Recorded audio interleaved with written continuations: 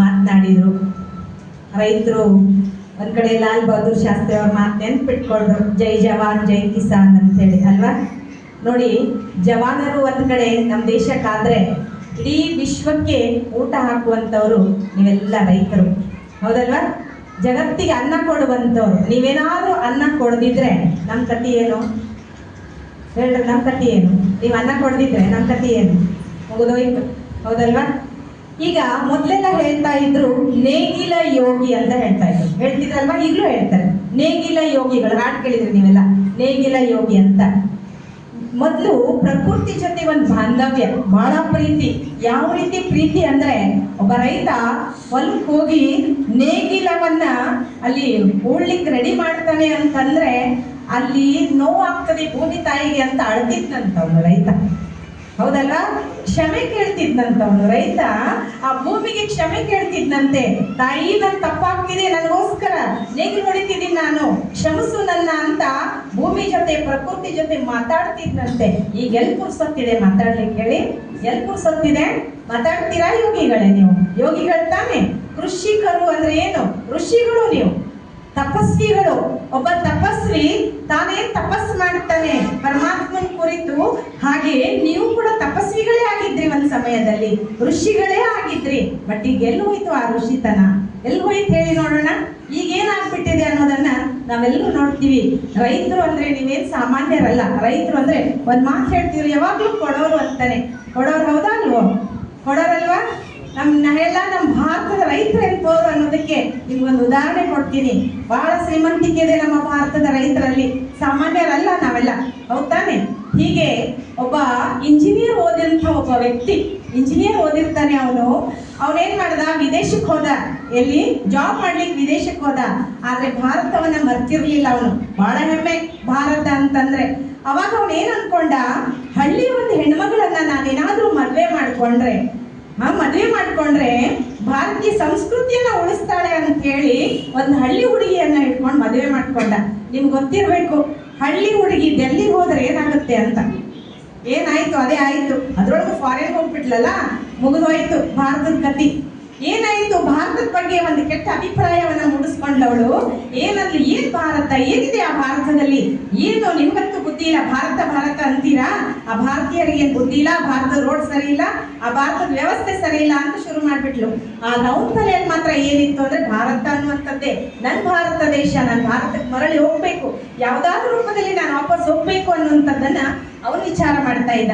ಒಂದ್ಸಲ ಹೇಳ್ದ ಹೆಂಡತಿಗೆ, ನೀನ್ ಭಾರತಕ್ಕೆ ಹೋಗ್ಬೇಕು, ಹೋಗ್ಬಿಡೋಣ. ಇಲ್ರಿ ನಾನು ಬರಲ್ಲ ಅಂದವಳು. ಬರಲ್ಲ ಅಂದ್ರೆ ನೀನ್ ಇಲ್ಲೇ ಇರು, ನಾನು ಹೋಗ್ತೀನಿ ಅಂದ ಅವನು. ಆಯ್ತು, ನೀನು ಹೋಗ್ಲೇಬೇಕು ತಾನೆ. ರೆಡಿ ಆದ್ಲು. ವಿಚಾರ ಮಾಡಿ ಇಬ್ರು ಸೇರಿ ಫ್ಲೈಟ್ ಹತ್ತಿದ್ರು. ಆ ಫ್ಲೈಟು ವಿಮಾನ ಲ್ಯಾಂಡಿಂಗ್ ಆಗುವಾಗ ಸ್ವಲ್ಪ ಏರ್ಪೇರ್ ಆಯ್ತು. ಆ ಏರ್ಪೇರ್ ಆದಾಗ ಹೆಂಡತಿ ಹೇಳ್ತಾಳೆ, ಏನ್ರಿ ನಿಮ್ ಭಾರತ, ನಾನು ಹೇಳಿಲ್ವಾ ನೋಡಿ ಹಿಂಗಿದೆ, ಒಂದ್ ಫ್ಲೈಟ್ ಸರಿಯಾಗಿ ಲ್ಯಾಂಡ್ ಆಗಲ್ವಲ್ರಿ ನಿಮ್ ದೇಶದಲ್ಲಿ ಅಂತಾಳು. ಆಮೇಲೆ ಫ್ಲೈಟ್ ಲ್ಯಾಂಡ್ ಆಯ್ತು. ನಿಮ್ಗೆ ಗೊತ್ತು, ಭಾರತದಲ್ಲಿ ಅಲ್ಲಿ ಹೊರಗೆ ಬಂದ ತಕ್ಷಣ, ಏರ್ಪೋರ್ಟ್ ಇಂದ ಹೊರಗೆ ಬಂದ ತಕ್ಷಣ ಟ್ಯಾಕ್ಸಿಯವ್ರು ನಿಂತ್ಕೊಂಡಿರ್ತಾರೆ. ಒಂದ್ ಸ್ವಲ್ಪ ಸಿಸ್ಟಮ್ ಕಡಿಮೆ ನಮ್ಮ ದೇಶದಲ್ಲಿ, ಆದ್ರೂ ಒಂದೇನೋ ಖುಷಿ ಅಲ್ವಾ? ಒಬ್ರು ಬಂದು ನಂದು ಟ್ಯಾಕ್ಸಿಯಲ್ಲಿ ಕುತ್ಕೊಳ್ಳಿ, ನನ್ನ ಟ್ಯಾಕ್ಸಿಯಲ್ಲಿ ಕುತ್ಕೊಳ್ಳಿ ಅಂತ ಅವರೆಲ್ಲ ಏನ್ ಮಾಡಿದ್ರು, ಅಲ್ಲಿ ಕಾಂಪಿಟೇಷನ್ ಮಾಡ್ಲಿಕ್ಕೆ ಶುರು ಆಯ್ತಲ್ಲ. ಹೇಳುದು, ನೋಡ್ರಿ ನಿಮ್ ದೇಶ ಹೆಂಗಿದೆ ಅಂತ, ಒಂದ್ ಶಿಸ್ತಿಲ್ಲ, ಒಂದೇನಿಲ್ಲ ನಿಮ್ ದೇಶದಲ್ಲಿ ಅಂತ ಹೇಳಲಿಕ್ಕೆ ಶುರು ಮಾಡಿದ್ಲು. ಗಂಡ ಸುಮ್ಮನೆ ಇದ್ದ, ಅವನೇನು ಉತ್ತರ ಕೊಡ್ಲಿಲ್ಲ. ಟ್ಯಾಕ್ಸಿಯಲ್ಲಿ ಕುತ್ಕೊಂಡ್ರು. ಆ ಹಳ್ಳಿ, ಅದು ಹಳ್ಳಿ ಇತ್ತಲ್ವಾ ಊರು ಕೂಡ, ಆ ಹಳ್ಳಿಯ ಒಂದು ದಾರಿಯಲ್ಲಿ ಬರುವಾಗ ಅಲ್ಲಿ ಏನಾಯ್ತು ಅಂತಂದ್ರೆ, ರೋಡ್ ಎಲ್ಲ ಏನಾಗಿರ್ತದೆ, ಒಂದ್ ಸ್ವಲ್ಪ ಏರುಪೇರು ಅಂತೂ ಆಗಿರ್ತದೆ, ಸರಿಯಾಗಿ ರೋಡ್ ಇರಲ್ಲ.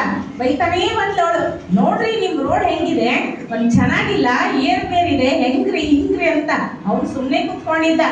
ಅದು ಅವ್ರು ಹೇಳಿದ ತಕ್ಕಂಗ ಮುಂದೆ ಹೋದ ತಕ್ಷಣ ಆ ಗಾಡಿ ಪಂಚರ್ ಆಗ್ಬಿಡುತ್ತೆ. ಪಂಚರ್ ಆಯ್ತು. ಪಂಚರ್ ಆದ ತಕ್ಷಣ ಮತ್ತೆ ಶುರು ಮಾಡಿದ್ಲು, ನೋಡ್ರಿ ನಾನು ಹೇಳಿಲ್ವಾ ನಿಮ್ ದೇಶ ಹಂಗೆ, ನಿಮ್ ದೇಶ ಹಿಂಗೆ ಅಂತೆಲ್ಲ ಹೇಳಿ. ಅವಾಗ ಆ ಡ್ರೈವರ್ ಕೇಳ್ತಾರೆ, ನೋಡಪ್ಪ ಪಂಚರ್ ಏನೋ ಆಯ್ತು, ಎಷ್ಟೊತ್ತಾಗ್ಬೋದು ಇದು ಸರಿ ಆಗ್ಲಿಕ್ಕೆ? ಅವ್ನು ಹೇಳ್ದ, ಒಂದ್ 4 ತಾಸಾದ್ರೂ ಬೇಕು ಅಂತ. ಅವಾಗ ಗಾಡಿಯಿಂದ ಹೊರಗೆ ನಿಂತ್ಕೊಳ್ತಾರೆ ಬಂದು. ಆ ಹೊರಗೆ ನಿಂತ್ಕೊಂಡಾಗ ಆ ದಾರಿಯಲ್ಲಿ ಒಬ್ಬ ರೈತ ಹೋಗ್ತಾ ಇರ್ತಾನೆ. ಆ ದಾರಿಯಲ್ಲಿ ಒಬ್ಬ ರೈತ ಬಂದ. ಆ ರೈತ ಬಂದು ಇವ್ರು ಮಾತಾಡಿಸ್ತಾನೆ. ಇವ್ರು ಮಾತಾಡ್ಸಿದೆ ತಡ, ಇವ್ಳು ನಿಂತ್ಕೊಂಡಿದ್ಲಲ್ಲ, ಹಾ ನಮ್ ಶ್ರೀಮಂತಿಕೆ ನೋಡಿದಾನೆ ಇವನು, ನಮ್ಮ ಹತ್ರ ಬಾಳ ಇದೆ ಅಂತ ಇವ್ರಿಗೆ ಗೊತ್ತಿದೆ, ಅದಕ್ಕೆ ಮಾತಾಡಿಸ್ತಿದ್ದಾನೆ ಅಂತ ಅವಳು ಹಂಗೆ ಅವಳು ವಟ ಅದು ಶುರುನೇ ಅಲ್ಲ, ಶುರು ಆಗಿತ್ತದು. ಇವ ಸುಮ್ಮನೆ ಇದ್ದ. ಅವ್ನು ಹೇಳ್ತಾನೆ, ಈಗ ಇದು ರಿಪೇರಿ ಆಗ್ಬೇಕಾಗಿದೆ, ಇನ್ನೊಂದು 4 ತಾಸು ಅಂತ ಹೇಳಿದ್ರು, ಅದಕ್ಕೆ ನಿಂತ್ಕೊಂಡಿದೀವಿ ಅಂತ ರೈತನಿಗೆ ಪತಿ ಉತ್ತರ ಕೊಡ್ತಾನೆ. ಆ ರೈತ ಹೇಳ್ತಾನೆ, ಇಲ್ಲೇ ಪಕ್ಕಕ್ಕೆ ನಮ್ಮ ಮನೆ ಇದೆ, ಒಂದು ಗುಡಿಸ್ಲಿದೆ, ನೀವು ಬನ್ರಿ ನಾ ಮಜ್ಜಿಗೆ ಕೊಡ್ತೇನೆ, ಮಜ್ಜಿಗೆ ಕುಡ್ಕೊಂಡು ಹೋಗ್ರಿ ಅಂತ ರೈತ ಹೇಳ್ತಾನೆ. ಆತ ಹೇಳಿದ ತಕ್ಷಣ ಹೆಂಡತಿ ಹೇಳ್ತಾಳೆ, ಓ ನಮ್ಮ ಹತ್ರ ದುಡ್ಡಿದೆ ಅಂತ ಗೊತ್ತಾಗಿದೆ, ಆ ಮಜ್ಜಿಗೆ ಇನ್ನೆಷ್ಟು ದುಡ್ಡು ಹೇಳ್ತಾನೋ ಇವನು, ಎಷ್ಟು ರೇಟ್ ಮಾಡ್ತಾನೋ ಅಂತ ಅವಳು ವಿಚಾರ ಮಾಡ್ತಾಳೆ. ಆದ್ರೂ ಪತಿಗಿನ ಖುಷಿ, ರೈತ ಕರೆದು ಮಜ್ಜಿಗೆ ಕೊಡ್ತಾನಲ್ಲ ಅಂತ, ಆಯ್ತು ಹೋಗೋಣ ಬನ್ನಿ ಅಂತೇಳಿ ಅವ್ರ ಮನೆಗೆ ಹೋಗ್ತಾರೆ. ಅವ್ನು ಹೊಟ್ಟೆ ತುಂಬಾ ದೊಡ್ಡ ಗ್ಲಾಸ್, ಸಣ್ಣ ಗ್ಲಾಸಲ್ಲಿ ಕೊಡಲ್ಲ. ರೈತರ ಗುಣ ಸಣ್ಣದ್ರಲ್ಲಿ ಅಲ್ಲ, ಏನು ದೊಡ್ಡ ಗ್ಲಾಸ್ನಲ್ಲಿ ಮಜ್ಜಿಗೆ, ಅದು ಫ್ರೆಶ್ ಆದಂತ 2 ಗ್ಲಾಸು ಮಜ್ಜಿಗೆ ಕೊಡ್ತಾನ. ಇವಳು ಹೆಂಡತಿ ಕುಡಿಯುವಾಗ ಮತ್ತೆ ಅನ್ಕೊಳ್ತಾಳೆ, ಎಷ್ಟು ರೇಟ್ ಹಾಕ್ತಾನೆ ಇವನು, ಎಷ್ಟಿದಕ್ಕೆ ಬೆಲೆ ಕಟ್ತಾನೋ ಅಂತ ಅವಳು ಅನ್ಕೊಳ್ತಾಳೆ. ಆಮೇಲೆ ಸ್ವಲ್ಪ ಹೊತ್ತಾದ್ಮೇಲೆ ರೈತ ಹೇಳ್ತಾನೆ, 4 ತಾಸು ಅಂದ್ರಿ, ನೀವಲ್ಲಿ ನಿಂತ್ಕೊಳ್ಬೇಕಾಗ್ತದೆ, ಬಿಸಿ ಬಿಸಿ ಅಡಿಗೆ ಮಾಡಿ ಕೊಡ್ತೇವೆ, ಹೊಟ್ಟೆ ತುಂಬ ಊಟ ಮಾಡಿ ಹೋಗ್ರಿ ಅಂತ ರೈತ ಹೇಳ್ತಾನೆ. ಇವಳಿಗೆ ಮತ್ತೆ ಶುರು, ಏನು ಮಜ್ಜಿಗೆಗೆ ಎಷ್ಟು ರೇಟ್ ಹಾಕ್ತಾನೋ ಗೊತ್ತಿಲ್ಲ, ಊಟಕ್ಕಿಂತ ಎಷ್ಟು ರೇಟ್ ಹಾಕ್ತಾನೋ ಇವನು, ನೋಡ್ಬಿಟ್ಟಿರಾವೆ ನಾವು ಶ್ರೀಮಂತರು ಅಂತ ಹೇಳಿ ಮತ್ತೇನಾದ್ರೂ ಹೇಳ್ಬೋದು ಅಂತ. ಆಮೇಲೆ ಗಂಡನಿಗೆ ಖುಷಿ, ಆಯ್ತು ನಾವು ಊಟ ಮಾಡಿ ಹೋಗ್ತೇವೆ ಅಂತ ಬಿಸಿ ಬಿಸಿ ಅಡಿಗೆ ಮಾಡಿ ರೈತ ಇಬ್ಬರಿಗೂ ಬಿಸಿ ಬಿಸಿ ಊಟ ಹಾಕ್ತಾನೆ. ಊಟ ಹಾಕಿದ ಮೇಲೆ ಹೆಂಡತಿ ಹೇಳ್ತಾಳೆ, ಬಿಸಾಕ್ರಿ, ಅವ್ರ ಮುಖದ ಮೇಲೆ ದುಡ್ಡು ಬಿಸಾಕ್ರಿ ಅಂತ ಅಷ್ಟು ಅಹಂಕಾರ ಬಂದ್ಬಿಟ್ಟಿರ್ತದೆ ಅವಳಿಗೆ. ಆಮೇಲೆ ಅವನಿಗೆ ಆದ್ರೂ ಹೆಂಡತಿ ಮಾತಲ್ವ, ಒಂದ್ ಸ್ವಲ್ಪ ಕೇಳ್ತಾನೆ, ದುಡ್ಡು ಎಷ್ಟಾಯ್ತು ಹೇಳು ಅಂತ. ಬೇಡಪ್ಪ ನನ್ ದುಡ್ಡು ಬೇಡ ಅಂತ ಹೇಳ್ತಾನೆ ರೈತ. ಇಲ್ಲ, ಅವನಿಗೆ ಮೋಸ್ಟ್ಲಿ ಬಹಳ ಜಾಸ್ತಿ ಬೇಕಾಗಿರ್ಬೋದ್ರಿ ದುಡ್ಡು, ಅದಕ್ಕೆ ಅವ್ನು ತಗೊಳ್ತಾ ಇಲ್ಲ, ಬಿಸಾಕ್ರಿ ಅಂತ ಹೇಳ್ತಾಳವಳು. ಮತ್ತೆ ಇನ್ನೊಂದ್ ಸ್ವಲ್ಪ ಜಾಸ್ತಿ ದುಡ್ಡು ತಗೊಂಡು ರೈತನಿಗೆ ಕೊಡ್ಲಿಕ್ಕೆ ಹೋಗ್ತಾನೆ ಗಂಡ. ಬೇಡ, ನಿಮ್ ದುಡ್ಡು ನೋಡಿ ನಾನು ನಿಮ್ಗೆ ಊಟ ಹಾಕ್ಲಿಲ್ಲ, ಬಿಸಿಲಲ್ಲಿ ನಿಂತ್ಕೊಂಡಿದ್ರಿ ನೀವೆಲ್ಲ, ಆ ಬಿಸಿಲಲ್ಲಿ ನಿಂತ್ಕೊಳ್ಳೋದು ಬೇಡ ಅಂತ ನಾನು ಒಳಗೆ ಕರೆದೆ, ನಿಮ್ಗೆ ಏನ್ ಮಾಡಿದೆ, ಮಜ್ಜಿಗೆ ಕೊಟ್ಟೆ, ಊಟ ಕೊಟ್ಟೆ, ನಿಮ್ ದುಡ್ಡಿಗೋಸ್ಕರ ಅಲ್ಲ, ನಿಮ್ ದುಡ್ಡು ಅಲ್ಲ ಅಂತ ಹೇಳ್ಬಿಡ್ತಾನ. ವಾಪಸ್ ಬರುವಾಗ ಇದಕ್ಕೆ ಮತ್ತೆ ಶುರು ಆಯ್ತು ಹೆಂಡತಿಗೆ, ಏನು ಏನ್ ಹುಚ್ಚಾರಿ ಅವನು, ಏನ್ ಹೇಳ್ತಾಳೆ, ಏನ್ ಹುಚ್ಚಾರಿ ಅವನು, ಗುಡಿಸ್ಲಿತ್ತು, ಬೇಕಾದಷ್ಟು ದುಡ್ಡು ಕೊಡ್ಲಿಕ್ಕೆ ತಯಾರಾಗಿದ್ವಿ, ತಗೊಳ್ಬೇಕು ಬೇಡ, ಮಕ್ಕಳು ಮದುವೆ ಮಾಡ್ಬೋದಾಗಿತ್ತು, ಅವನು ಒಂದ್ ಮನೆ ಕಟ್ಕೋಬಹುದಾಗಿತ್ತು, ಇವನೇನ್ರಿ ದುಡ್ಡೇ ತಗೊಳ್ಳಿಲ್ಲ ಅಂತ ಹೇಳ್ತಾ ಬರ್ತಾಳೆ ಹೆಂಡತಿ. ಅವಾಗ್ಲೂ ಸುಮ್ಮನೆ ಇದ್ದ.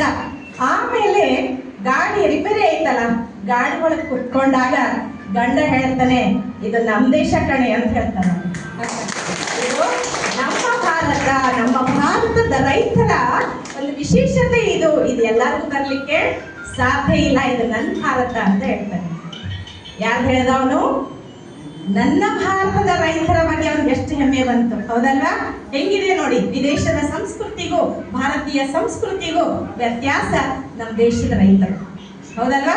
ಯಾವಾಗ್ಲೂ ಕೊಡೋ ಕೈ, ಅದು ತಗೊಳ್ಳೋ ಕೈ ಅಲ್ಲ, ಕೊಡೋದು. ನಾವ್ ಇವಾಗ್ಲೂ ಕೊಡೋರೇ ಆಗಿರ್ಬೇಕು, ಈಗಲೂ ಇದ್ದೀರಾ, ನೀವು ಕೊಡುವಂತವರೇ ಇದ್ದೀರಾ, ಇಲ್ಲ ಅಂತಲ್ಲ. ಆದ್ರೆ ಪರಿಸ್ಥಿತಿ ಹೇಗಾಗಿದೆ ಅಂದ್ರೆ ಸ್ವಲ್ಪ ಜಾಸ್ತಿ ಗಳಿಸ್ಬೇಕು ಅನ್ನೋ ವಿಚಾರನೂ ಬಂದ್ಬಿಟ್ಟಿದೆ ಮನಸ್ಸಿನಲ್ಲಿ, ಹೌದಲ್ವಾ? ಗಳಿಸ್ಬೇಕಂತ ಬಳಸಿ, ಅದು ಕೇಳಿದ್ರಲ್ಲ, ಈಗೆಲ್ಲ ವಿಷವನ್ನ ನಾವೇನ್ ಮಾಡ್ತಾ ಇದ್ದೀವಿ, ಹೊಲದಲ್ಲಿ ಹಾಕ್ತಾ ಇದೀವಿ. ನಿಮಗೆ ಗೊತ್ತಾ, ನಾವೆಷ್ಟು ವಿಷ ಹೊಲಕ್ಕೆ ಹಾಕ್ತೀವೋ ಅಷ್ಟು ಇಳುವರಿ ಕಡಿಮೆ ಆಗ್ತದೆ. ನೀವು ಸಾವಯವ ಗೊಬ್ಬರವನ್ನ ಬಳಸಿದ್ದೆ ಆದ್ರೆ 3 ಸಲ ನೀರು ಹಾಕಿದ್ರೆ ಸಾಕಂತೆ. ಈಗ ನೀವು ವಿಷ ಹಾಕ್ತಿರಲ್ಲ, 5-6 ಸಲ ನೀರು ಹಾಕ್ಬೇಕಂತೆ. ಈಗ ನೀರು ಹಾಕ್ಬೇಕು ಅಂದಾಗ ಏನಾಗತ್ತೆ ಹೇಳ್ರಿ, ಮತ್ತೆ ಬಾವಿ ತೋಡ್ಬೇಕು, ಮತ್ತೆ ನೀರು ಬೇಕು, ಅಲ್ಲಿ ನೀರು ಬರಲ್ಲ, ಇನ್ನೊಂದು ಮಾಡ್ಬೇಕು, ಹೌದಲ್ಲ ಹೇಳ್ರಿ? ಈ ಪರಿಸ್ಥಿತಿಗಳನ್ನು ಕ್ರಿಯೇಟ್ ಮಾಡ್ಕೊಂಡವ್ರು ಯಾರು? ನಾವೇ ತಾನೆ, ಹೌದಲ್ಲ ಹೇಳಿ? ನಿಮ್ಗೆ ಗೊತ್ತಿರ್ಬೇಕು, ಪಂಜಾಬ್ನಂತಹ ಬಹಳಷ್ಟು ಒಳ್ಳೆ ಬೆಳೆ ಬೆಳಿತಾರಲ್ಲಿ ಪಂಜಾಬ್ದಲ್ಲಿ. ಆದ್ರೆ ಆ ಪಂಜಾಬ್ದಲ್ಲಿ ವಿಷಕಾರಕವನ್ನ ಹೊಲದಲ್ಲಿ ಉಪಯೋಗ ಮಾಡಿಸುವಷ್ಟು ಇನ್ನೆಲ್ಲೂ ಮಾಡಲ್ಲಂತೆ. ಅಲ್ಲಿಂದ ಒಂದು ಟ್ರೈನ್ ಹೊರಡುತ್ತದೆ ವಾರಕ್ಕೊಂದ್ಸಲ, ಅದಕ್ಕೆ ಕ್ಯಾನ್ಸರ್ ಟ್ರೈನ್ ಅಂತ ಹೆಸರು. ಪಂಜಾಬ್ನಿಂದ ಬಿಕಾನೇರಿಗೆ ಬರ್ತದೆ ಆ ಟ್ರೈನ್, ವಾರಕ್ಕೊಂದ್ಸಲ. ಅದ್ರೊಳಗೆ ಎಲ್ಲ ಕ್ಯಾನ್ಸರ್ ಪೇಷಂಟ್ಗಳೇ ಇದ್ದಾರೆ. ಇದಕ್ಕೆ ಏನ್ ಕಾರಣ ಅಂತಂದ್ರೆ, ಏನ್ ಕಾರಣ ಹೇಳ್ರಿ? ನಾನೇ ಬಿತ್ತಿದ ಫಲವನ್ನ ನಾನೇ ತಗೊಳ್ತೀನಿ, ನಾನು ಇನ್ನೊಬ್ರಿಗೆ ವಿಷ ಕೊಡ್ತಿದ್ದೀನಿ, ಅದು ವಿಷ ನನಗೆ ಅರ್ಥ ಆಯ್ತಲ್ವಾ? ನಾನೇನ್ ಕೊಡ್ತೀನೋ ನಾನು ಅದನ್ನ ಪಡ್ಕೊಳ್ತೀನಿ. ಕ್ಯಾನ್ಸರ್ ಅಂತ ವಿಚಾರ ಮಾಡಿ.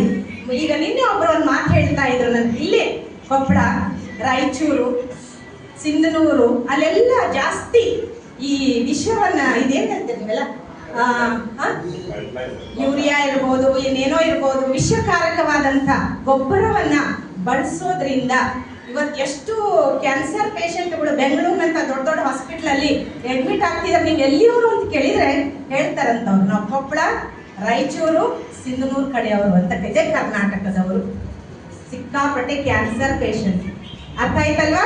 ನಾವು ಊಟ ಮಾಡ್ತೀವಿ ನೋಡ್ರಿ, ನಾವು ಹೆಂಗೆ ಮಾಡ್ತೀವಂದ್ರೆ ಅಲ್ಲಿ ವಿಷವನ್ನ ಸಿಂಪಡಣೆ ಮಾಡ್ತೀರೋ ಇಲ್ವೋ, ಅದನ್ನ ತೊಳ್ಕೊಳ್ಳೋದೇ ಇಲ್ಲ, ಹಂಗೆ ತಿಂದ್ಬಿಡ್ತೀವಿ ನಾವು. ಸ್ವಲ್ಪ ಹೊಲ್ದಾಗಲ್ಲ, ನಾವೇ ಬೆಳೆದಿದ್ದು, ಹೌದು ತಾನೇ, ನಾವೇ ಬೆಳೆದಿದ್ದು, ನಮ್ಗೆ ಲಕ್ಷ್ಯ ಇರಲ್ಲ, ನಾವೇ ವಿಷ ಹಾಕ್ತೀವಲ್ಲಿ ಅಂತ ಲಕ್ಷ್ಯ ಇಲ್ಲ ನಮ್ಗೆ, ಸ್ವೀಕಾರ ಮಾಡ್ತೀವಿ ನಾವು. ಏನಾಗ್ಬೋದು ವಿಚಾರ ಮಾಡ್ರಿ, ಏನಾಗ್ಬೋದು.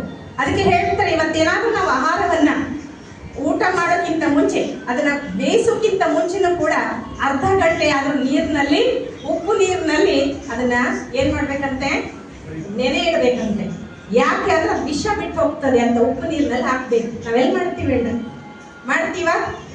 ನೀವು ನಂಬ್ತೀರೋ ಇಲ್ಲ, ನಾವಿವತ್ತು ಫ್ಲವರ್, ಕ್ಯಾಬೇಜ್ ಏನ್ ತಿಂತೇವೆ, ಅದಕ್ಕೆ ಬಳಸುವಷ್ಟು ವಿಷಕಾರಕ ಇನ್ಯಾವುದಕ್ಕೂ ಬಳಸಲ್ಲ ಅಂತ ಹೇಳ್ತಾರೆ. ಎಲ್ಲಿ ಬೆಳೀತಾರೆ ಇವತ್ತೆಲ್ಲ ಇವ್ರು ಹೇಳಿದ್ರಲ್ಲ, ಈಗ ಅಲ್ಲಿ ಖಾನಾಪುರ ಇರ್ಬೋದು, ಬೆಳಗಾವದ ಕಡೆ ಎಲ್ಲ ಅದನ್ನ ಬೆಳೀತಾರೆ. ಅವ್ರು ತಿನ್ನಲ್ಲ ಇದನ್ನ, ಅವ್ರ ರೈತರು ಖಂಡಿತ ತಿನ್ನಲ್ಲ.